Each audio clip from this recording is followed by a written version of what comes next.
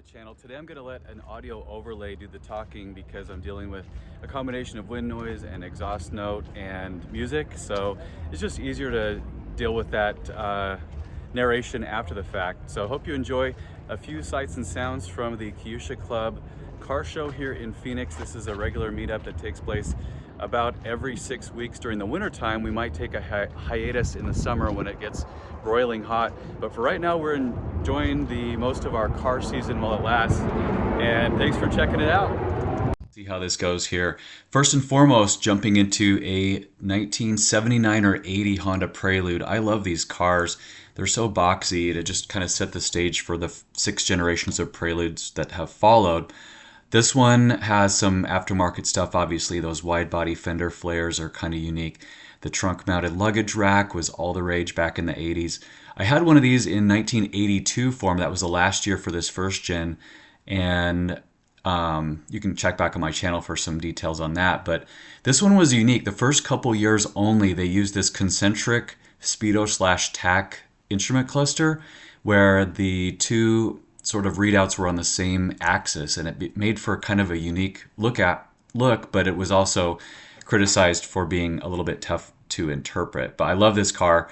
It's one of the generations I haven't yet really experienced too much. This here is a lineup for the merch booth at Kyusha Club. This is a car show that's very informally run, that is geared toward 2005 and older Japanese and European cars. As you'll see in the video, it kind of is mix and match. There's a lot of random stuff mixed in here. That's what you get for having kind of a non-registration fee type event that people just bring whatever they want. But it is a nice array of makes and models. There's Ren's SC300, super clean car. There's some 240 SX and Sylvia type cars. Drift machines in this lineup here.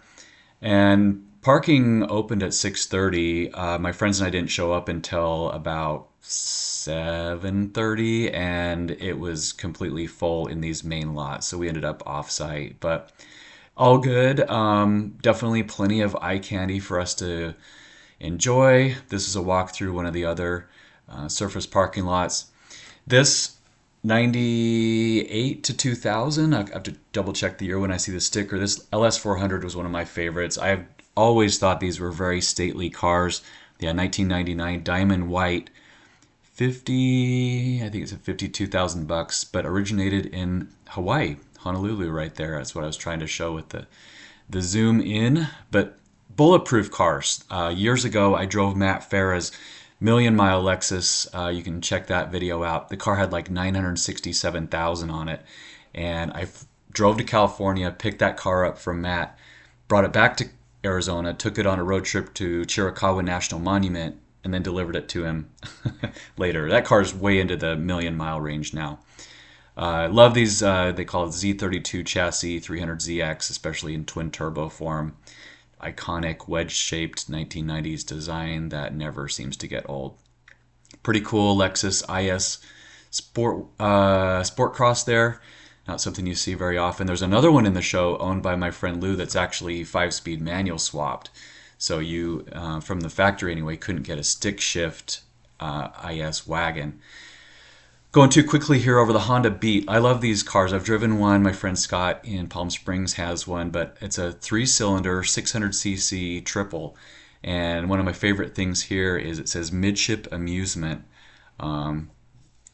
Just a fun little quirky car from the K-Car, K-E-I, those little mini cars from Japan that are now becoming legal in the States to import, and just a street legal go-kart, if I had to describe it. Even these gauges are kind of motorcycle inspired in terms of how they're laid out there. 10,000 RPM tach, did you see that?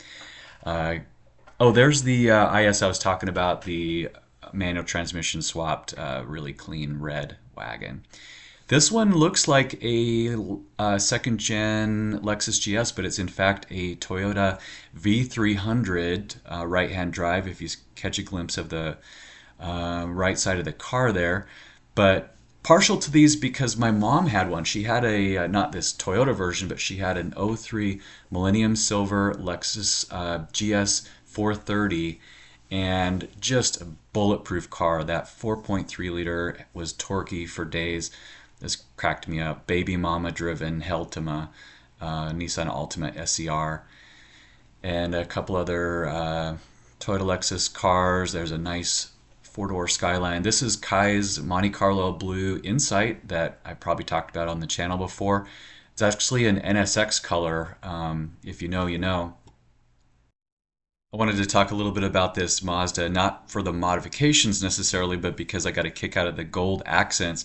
I guess I'm dating myself with this comment, but I remember back in the 90s, the gold package, quote unquote, was such a big deal. Everybody was doing gold emblems and grills, exhaust tips, you name it. I guess that's full circle coming back again. This next car is the 94 Prelude VTEC that I've teased in a recent video. I actually am in close contact with the owner, and I'm actually going to get a long-term review of this car in the next couple weeks. So stay tuned on the channel. A lot of people wanted to see more about that beautiful machine. So yeah, great event at Kyusha. I'll close this out with a couple slideshow pics from the way down. This following Al and his Legend Coupe. There's Eric's awesome Mugen Integra. Greg's Mitsubishi SUV here that was at Radwood. Look at Adam's CRX t-shirt was awesome. Followed a Civic out of there. And here's our brunch group where we headed to after Kyusha Club. You can't finish a car show without food. So talk to you later.